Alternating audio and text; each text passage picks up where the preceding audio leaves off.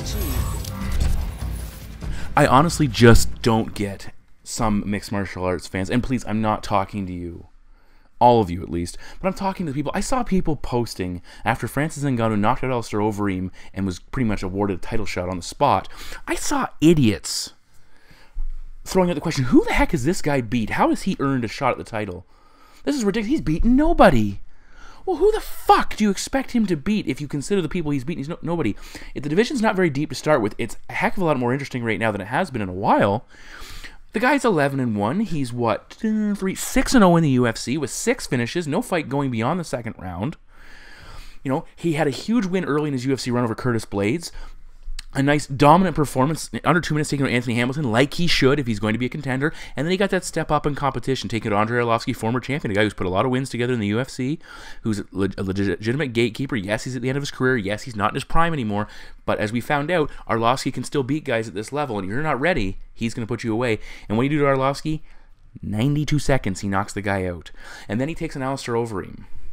Alistair Overeem, former title challenger, former Strikeforce champion, former Dream champion, K1 champion.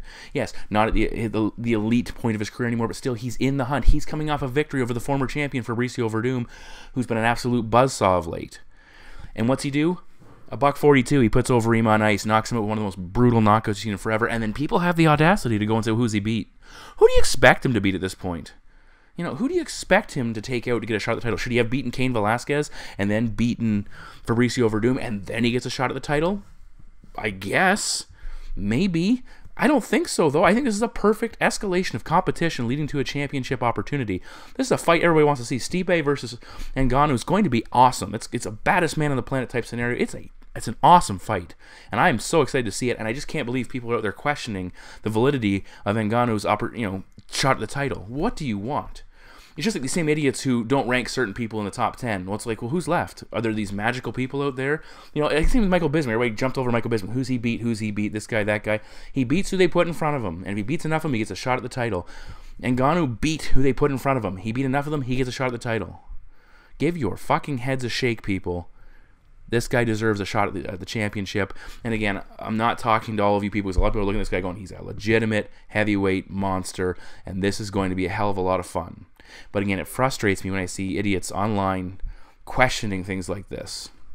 Question Artem Lobov in a main event. Yeah, I can see that. Question Francis Ngannou fighting for the heavyweight title. Take a fucking hike. Welcome back to Kamikaze Overdrive MMA Predictions. As always, I am your host, Scott Johnson.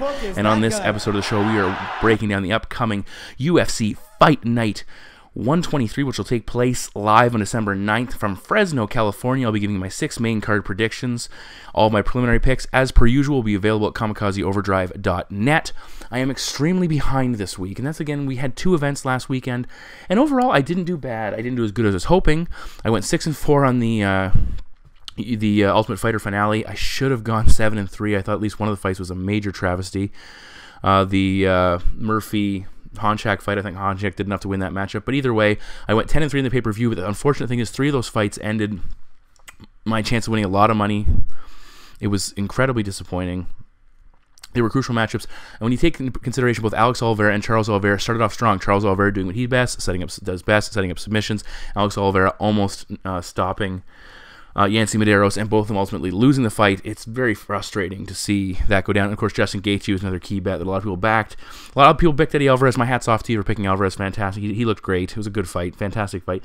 Overall, the event was wonderful. The event start to finish was a very enjoyable card. It was a good weekend overall. I very much enjoyed the entire fight night. So what'd I go? 16-7. I have an outside shot. I've been talking about going, trying to get 300 wins in a calendar year as far as the UFC is concerned. I've got 299 before. That's the best I've got. I have an outside shot at getting 300, but it's going to take a good run. I need 32 wins over the last 3 events. 1, 2, 3 events. And there are, what, 6, 10, 13 fights in this card. So I can take a chunk out of it if I go perfect. I honestly need to go 11-2 on this card to have a legitimate shot at it. I doubt that'll happen, but hey, we're putting the work in. We're seeing what we can come up with. And the bet packs are available again. You can pick them up for $15. I've been winning money every show.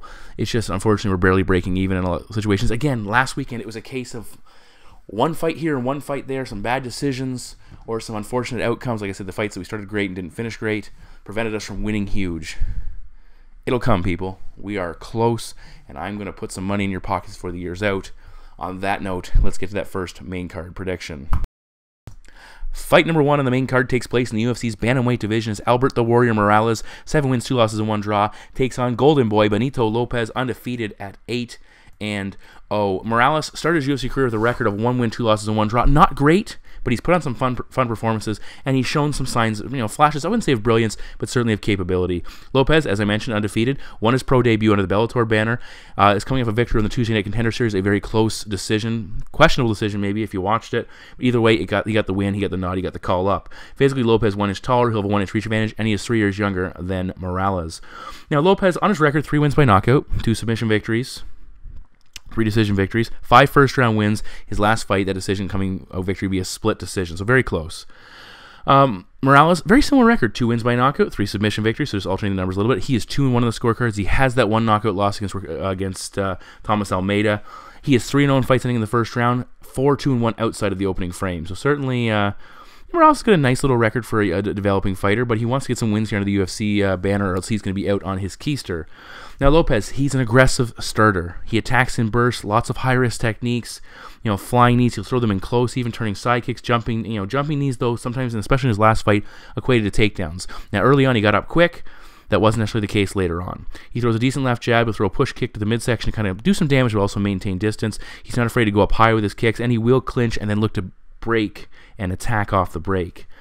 Now, at times in his Tuesday Night Contender Series fight, he was getting pinned on the cage a little bit, taken down. He spent some time on his back. He showed better balance and takedown defense in round 3, but still, it showed that can be put on his back. He can be kept there, and that can give up some crucial points in a close fight. Now, in the third round of that matchup, there wasn't nearly as much pop on his strikes. He was getting hit and still firing back and doing damage, but he wasn't nearly the same fighter he was in the opening 2 frames. Now, for Moraes, he's an all-action fighter, very aggressive. He's willing to move forward and engage. Now, his numbers, 3.63 strikes landed per minute versus 3.95 strikes absorbed per minute. Not exactly a solid striking ratio there. UFC best for him, 79 significant strikes, so he can put some decent volume up. He's not going to overwhelm you and blow you out with 130 significant strikes per fight, but if he closes in on that 80, 90 significant strikes, that's going to put him in position to win a fight. He does well when he's walking forward. He's not the same fighter when you push him backwards, as very few fighters are. Chuck Liddell obviously coming to mind. But yeah, when he moves forward, he's very effective. He pushes that pace. He will use his jab. He needs to do it more, though. It's frustrating because you see times where it's like, there's openings. Pop that jab. Disrupt your opponent's timing. Stick it out there. And he doesn't do it. And it's frustrating, especially when you're backing him. He did have some success slipping and ripping some counter strikes against Almeida, who's a very good striker. Obviously, Almeida eventually got the better of him. We see with Moraes some incredibly hard low kicks, which is really nice. He really can chop his opponent down. That's a technique I want to see him throw a lot in this fight. He has had success with takedowns at times. He's a decent back take. Certainly an option for him to go to the ground in this fight. I think that's something he will look to explore. Certainly I would be drilling that with his coach based on Lopez's last fight. He did give up 3 takedowns against John, so it seems like that's a route. If an opponent wants to go and take him down, they certainly can, but I don't think Lopez is going to go that direction. Both guys are scrappy in this matchup. It should be a good fight overall. Both guys can throw with power. Neither man's a great combination striker, opting for more single or one-off options, or just flurries without really much cohesion. The concern here for me is the high-risk attacks of Lopez. If they connect, fantastic. But they could also get him in trouble, lead him to losing some position and spending too much time on his back against Moraes, who tends to get on top and not give it up. I think the striking exchanges could be relatively even. I give the edge to Moraes a little bit in that, especially later in the fight, as he's shown he can keep throwing, keep attacking. Lopez has a lot of short fights, which suggests he might have some trouble if this fight goes deep. I think the takedowns will be key for Moraes, and my prediction is Albert Moraes to defeat Benito Lopez by decision. Fight number 2 in the main card takes place in the UFC's middleweight division as Eryk, yeah boy, Anders, undefeated 9-0, takes on fellow undefeated 9-0 fighter Markus Perez, fighting out of Brazil. Now, Perez is stepping in on short notice for this matchup, and certainly taking the opportunity to get in there and make his mark. But obviously, Anders is a very dangerous opponent. But hey, you got to take your opportunities when you get them. Anders, as I said, undefeated, including a massive knockout victory over Rafael Natal in a fight that he took on short notice. So again, be opportunistic, guys. Get in there and take your shots. Perez undefeated, as I said. 2016, he had a 5-round decision victory over former UFC veteran Paulo Thiago. 2017, he also defeated Ildemar Alcantara in a matchup. So he's got a couple nice names on his record as he moves up the ranks. Both guys are 6'1". Perez a year younger. Anders is a southpaw, which is probably worth noting, especially if this fight is decided on the feet. Now, Anders, 6 wins by knockout. 1 submission victory, 2 decision victories. He has 6 first-round finishes. And he has a 5-round decision victory. So it's not like he's the type of guy who's absolutely finished after a round or two. For a power puncher, he can go deep and still win matchups. For Perez, he splits his wins evenly, 9 of them, 3, 3, and 3. He has 4 first-round finishes, plus he has multiple 3-round matchups. So again, he's the type of guy who can go deep in fights too, and things will hold up for him. Perez on the feet, he's got a fairly wide stance. He moves up and down, feints and fakes set up his attacks. He darts in to engage and then retracts. He does a good job of cutting off the cage and using a lot of movement to try and throw off his opponent. His kicks, though, are his best technique. His hands are still a work in progress, at least from the footage I have seen. He throws some decent kicks. He'll go low, he'll go high, he'll jab to the body. He's not a high-volume striker, though. A lot of single strikes. To me, he looked a little bit rigid, and it was pushing or forcing his punches. I don't like to see that, especially for a guy who's a strike-first fighter. Now, that being said, you know, he's got some decent counter wrestling. In his last fight, which happened in the Legacy banner, the LFA banner, he showed a nice, basically countered a takedown attempt. He countered and set up an arm triangle for the finish. Conversely, he was taken down by Paulo Thiago a couple times in that matchup and got stuck on his back there, which is something it's certainly worth being concerned about at this level. For Anders, he's a big, strong, athletic guy. Former football player, had a good run at the collegiate level, had a short-lived career in the CFL, the Canadian Football League. He moves very well. He's got big power in his left hand. That's what his primary weapon is. He can finish on the feet with strikes, or he can go to the ground with ground and pound and take you out as well. When he fought Natal, he cut off the cage early. He was getting tagged with strikes, but he was keeping the pressure on, forcing his opponent to fight in a position they might not have been comfortable with, and looking for his opportunities to attack. He needs to keep that left hand straighter, though, when he is engaging. That's when it's his best technique, when he throws a nice straight left. When he comes a little bit wide with it, it leaves him a little bit open for counters. It's not nearly as effective. It can be avoided or blocked. When he fought Natal, he was throwing some heavy combinations. And again, as he opens up, his strikes get a little bit wider in general. He tends to get himself a little bit off balance. That will continue to improve as he is a very young fighter with limited combat experience prior to coming into this world. I like the way he bullied Natal around. Very big physical guy. Natal's a BJJ black belt, retired now, but still. He bullied Natal around. He was a little bit wild, but he was getting the better of it, and he was forcing Natal to work, and he exhausted him. We can see Anders look for takedowns. He can be taken down himself, but he's a decent scrambler. He can get on top, hold top position. Again, he does a good job of floating and landing those top position strikes, and they've got some pop behind him. Overall, Anders is incredibly raw, but he's still very dangerous. I think he has a striking edge here. He needs to avoid getting too aggressive and getting put on his backside. Perez, like I said, he looks very clunky on the feet, a little bit awkward. Not sure how he will deal with the pressure of Anders. If he's going to be able to I don't know if it's Anders or Anders. I got to pay attention to that. Unfortunately, I watched the fight, his UFC debut, at least last time out with the volume turned off because I was in class supposed to be teaching. I know what you're thinking. There's an eye roll from certain people. Anders will move forward, keep Perez backing up. He needs to be mindful of the grappling situation if he does go to the ground. Eventually, that big left hand is going to find its mark, and my prediction is Eryk Anders to defeat Markus Perez by TKO. The third scheduled scuffle on the main card takes place in the UFC's welterweight division. Correction, the lightweight division, my apologies, as Hot Sauce Scott Holtzman, 10 wins, 2 losses, takes on Darrell the Saint Horcher with a record of 13 wins and 2 defeats. Now, Holtzman is 3-2 in the UFC, coming off a win over Michael McBride. Horcher lost a short notice debut to Khabib Nurmagomedov, which isn't shocking at all. He had a split decision victory over Devin Powell in his last fight. Very close matchup. Did not edged it out there in that fight. Horcher, 1 inch taller, 1 inch reach advantage. He is the younger man by 4 years. We're looking at Horcher first. 6 wins by knockout. He's also 6-1 decisions, which is a nice balance there. He was overwhelmed by Nurmagomedov and eventually finished on the ground. It just he was short notice against one of the elites of the division. It's kind of an outcome that was foregone and expected. When he fought Powell, he didn't throw a lot of volume early on, which was a little bit concerning. Powell was certainly outworking him. I like the way he steps in for a 2-punch combination. Power in the left hand to throw a right uppercut as well. In Powell's first takedown attempt, he took down Horcher with relative ease, but you can almost see Horcher preparing for it, and he completely rolled and swept Powell kept his momentum going, swept him, put him on his back, and held a prolonged top position, which was a very nice technique. Again, it's one of those things, if you can catch a guy and catch him at the right moment as he's shooting in for a takedown and roll him right over with, keep that momentum going, it's a huge swing in the fight, and it's that fighter who's used his momentum, his energy to get you that position, and then boom, you're on top, and you're taking advantage of it. Overall, he has some decent takedown defense. He punishes opponents very well when they do look for takedowns with flurries of strikes. Again, I think he didn't throw enough volume in his last fight, but it ultimately was the impact and top position control that led him to winning that fight. He has to work on that as far as activity is concerned. If you're going to win at the UFC level with consistency, you have to find a mix of engaging and landing takedowns and, countering, and just you got to find that nice balance. The best fighters on the planet do everything well. Now, for Holtzman, He's coming up a fight where he put up a UFC best for him, at least 104 significant strikes. He's got decent power in his hands. Not overwhelming. He's not a one-punch knockout guy. But, he can stop guys if he gets the opportunity to pile up that damage. He's got a hard right hand and a strong uppercut he works in. He's got some kicks as well he'll throw. He will land the odd spinning technique, but he keeps them to they're not a consistent aspect of his attack, but they're certainly there. He has had issues with the takedown defense. He's given up 17 takedowns over his last 4 fights. That's a big number. Dober was able to routinely take him down and won the fight in the strength of his takedowns. That was concerning for Holtzman.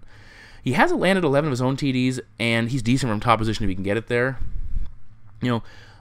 And that's something, again, will he look there, or will he look to focus primarily on standing and banging? This fight is very interesting because there's multiple avenues these guys can take to win this matchup. And that's part of my job is trying to figure out which way they're going to go, or at least put myself in their shoes, in their corner shoes, and determine what's the best avenue for victory and can they get there. Holtzman overall has the edge in volume, but Horcher is still a very decent striker, and I think he'll actually thrive on the aggression of Holtzman and come out and meet him. Horcher needs to find success in this fight with his takedown game, and he's, it's been a major area of concern for Holtzman. His inability to stay vertical, get taken down, put on your back against guys like Dober's not known for his takedown game, yet he had a lot of success there.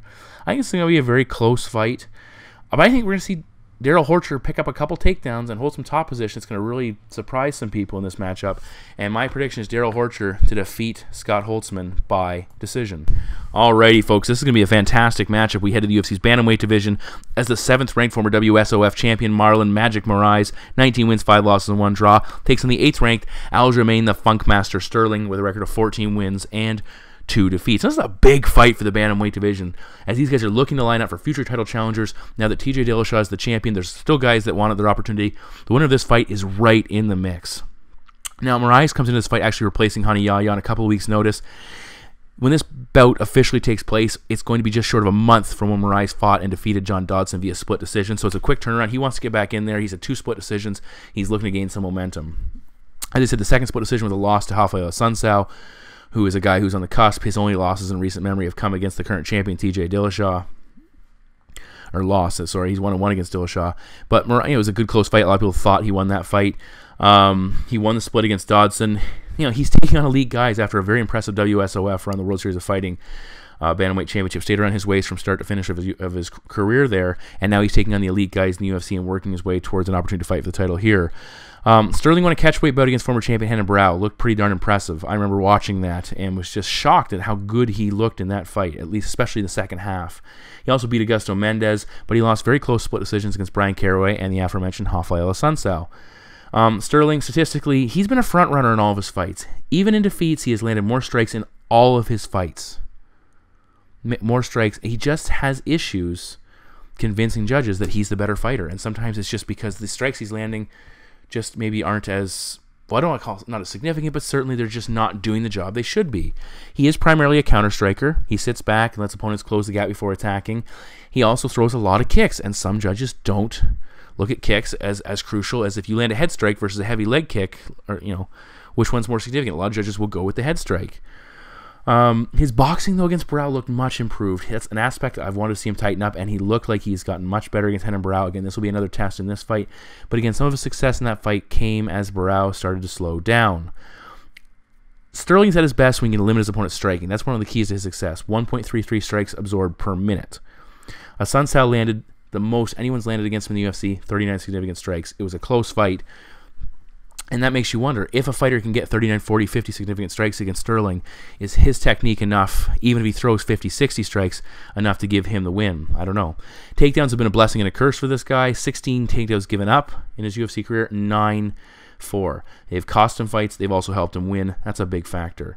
He's got a solid grappling game overall. He's got good top position submission, or he's got a good top position game, solid ground and pound. He's a good scrambler, and he will attack submissions from anywhere. He submitted to Kei Mizugaki off his back, I believe, which is darn impressive to see a guy do that. Now, for Marlon Moraes, I've been a big fan. I remember predicting his first win in the WSOF when he defeated Miguel Torres. Nobody knew who he was. I researched, wow, this guy's good. And he goes out there and he takes it a former bantamweight champion in impressive, defeats him in pretty impressive fashion.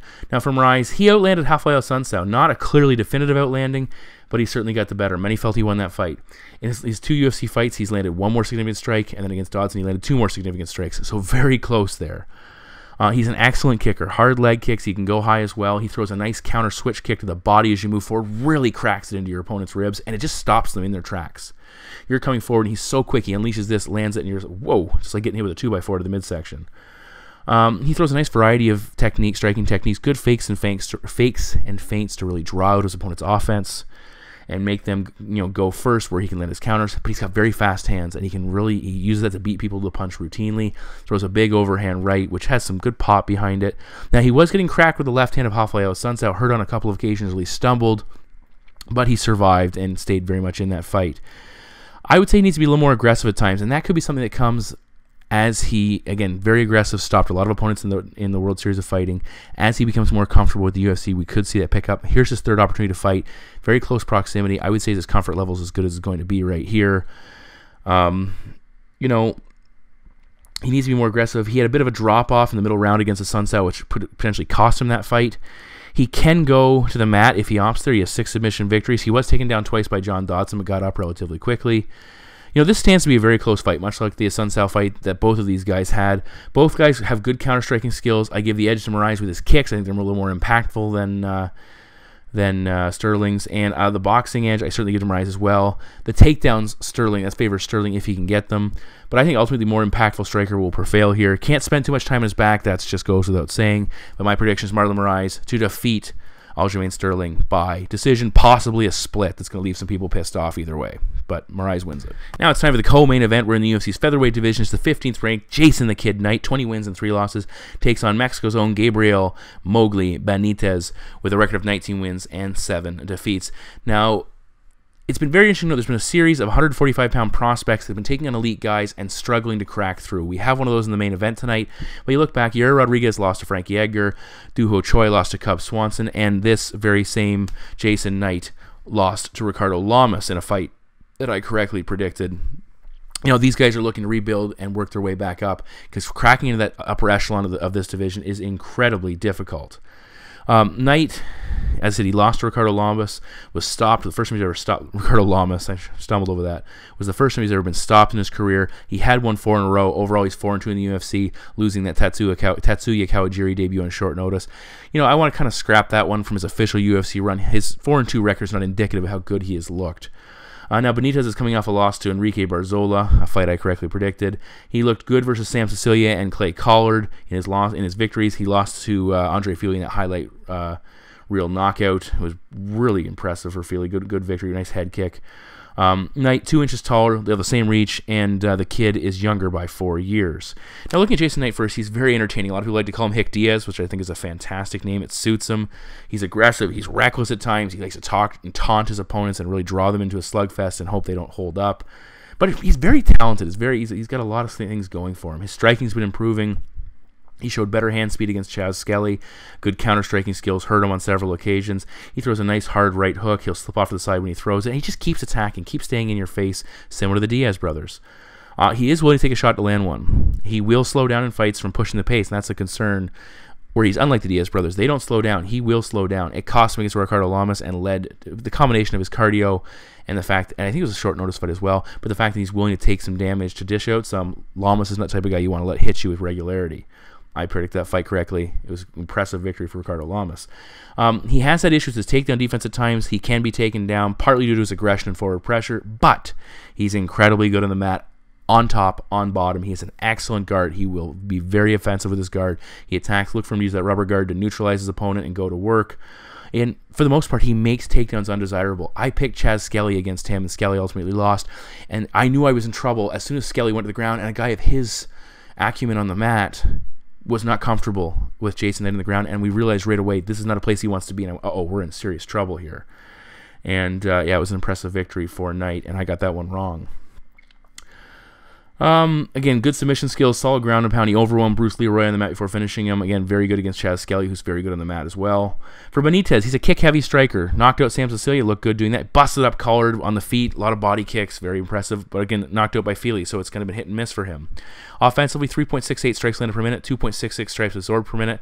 60 is his UFC personal best against Clay Collard. It's not an overwhelming striker, but he's right in the mix. He does have 10 submission victories, 4 by guillotine, so Knight's going to want to watch driving in and keeping his head, be mindful of his body position when he shoots in. Don't stick your head in too far. Make sure your body's on the right side. So because Benitez can finish if given the opportunity. I don't know if he's going to finish Jason Knight. That's a tall order, at least by submission, but you never know. Benitez has also had some issues with his defensive wrestling. 9 takedowns given up against Barzola, 6 against Clay Collard, who is exhausted and still taking him down. He's also been submitted twice, so he is vulnerable on the mat. I think ultimately Knight's aggression and willingness to come forward and walk his opponent down will take away some of the kicking opportunities for Benitez. The takedowns will be there if Knight wants to pursue it. I think he will. Benitez needs to survive early and attack Knight. Hope he gasses out or at least slows down. I don't think he's going to be able to make it that far. I think Knight's going to simply overwhelm him on the feet, either score takedowns or force Benitez into kind of one of those panic takedowns that gets countered and gets him in some serious trouble. And my prediction is Jason Knight to defeat Gabriel Benitez by submission. And now it's time for the main event of the evening. And what a main event we're looking at here. We are in the UFC's featherweight division still as the 4th-ranked Cub Swanson, 25 wins and 7 losses, takes on the 6th-ranked Brian T. City Ortega, undefeated, 12 wins, no losses, no draws, and a single no contest. That was a win. That was overturned because he tested positive for, I think, was it marijuana? Or was it, I can't remember. Either way, it was a win that was turned into a loss. No, it turned into a no contest. My apologies. All right, so these, again, we just talked about the last fight. Those elite 145-pounders beating back the prospects. Usually we see the passing of the guard where the young guys come up, the young lions come up, take out the old guys, and take hold of the division. Well, at 145 pounds, these guys are not willing to go just yet. As I said, Cubs already survived one challenger, taking a Doo Ho Choi in a Fight of the Year candidate. Yair Rodriguez, Knight, Choi, all these guys turn back. Can Ortega crack into that top 5? That's consistently been roughly the same guys for the last little while. Cub has won 4 in a row, including a Fight of the Year fight we just mentioned. He wanted a rematch with Holloway for the title. He was upset he got passed over. He kind of felt the UFC, purposely did not select him, went with the Aldo fight instead. And he might have a chip on his shoulder. I might drive him to be more, to be better in this fight. It also might take away from his focus a little bit, feeling maybe he's never going to get that opportunity because he's been at it for a while. Ortega, 4-0 in the UFC with that win overturned to a no contest, which was a submission victory in his debut. He has 2 submission victories, 2 knockouts in the UFC, all in the 3rd round, which is very impressive. But it's also concerning because he could have lost a couple of those fights if they did go to the distance. He's had a nice solid progression of the quality of opposition he's faced, which is always nice to see for a prospect. This is another step in that right direction. Both guys 5'8", 1 inch reach of inch for Cub, and he's 8 years older than Ortega. So yeah, big advantage there for Ortega as far as youth is concerned, but Cub's got the experience on his side. Swanson, he's a black belt in both judo. The fuck is judo? Judo and jiu-jitsu. He can go to the mat. He's got 3 takedowns over his last 6 fights.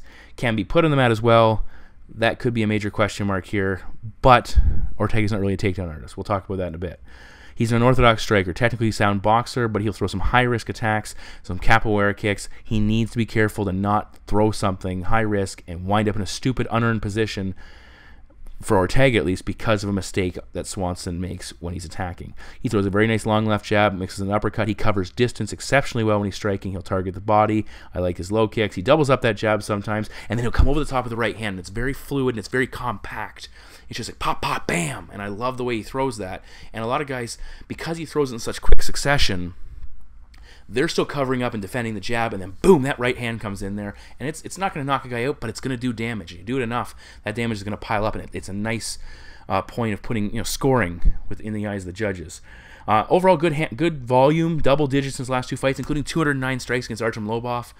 Lobov's kind of like a punching bag on legs, so it's not surprising, but still, 209 strikes. It takes good cardio and good technique to land that many strikes over 5 rounds. I said he's got some power. Most knockouts have come with fighters with a history of KOs. He does tend to hold his hands a little bit low, which creates different angles when he's attacking, but also opens them up defensively. When he fought Doo Ho Choi in an absolute fucking ridiculous fight, he took a ton of shots from Choi. He was knocked out everybody and his uncle, and he showed how durable he was, so how tough he was to win that fight despite getting cracked on several occasions, and he hurt Choi. That's a darn good fight. You should check it out if you haven't. For Ortega, he's got impressive finishing skills. But again, that concern still sits there with his willingness to fall behind in the scorecards. Not willingness, but just his style puts him behind at a deficit, and then he rallies late and picks up the victory. That's going to catch up with him eventually.